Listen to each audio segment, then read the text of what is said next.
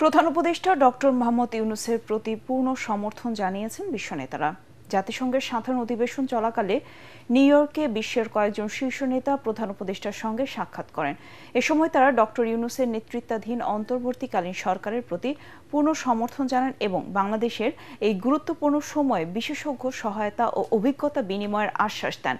লাটভিয়ার সাবেক প্রেসিডেন্ট ভাইরা ভিকে ফ্রেইলবার্গারের নেতৃত্বে উচ্চ পর্যায়ের প্রতিনিধি দলে ছিলেন স্লোভেনিয়ার সাবেক প্রেসিডেন্ট বরুত পাহর, সার্বিয়ার সাবেক প্রেসিডেন্ট বরিস তাদিচ, ইউরোপীয় কাউন্সিলের সাবেক প্রেসিডেন্ট চার্লস মিশেল, গ্রিসের সাবেক প্রধানমন্ত্রী জর্জ পাপান্দেও ও মরিশাসের সাবেক প্রেসিডেন্ট আমিনা গুরিব ফাকিম।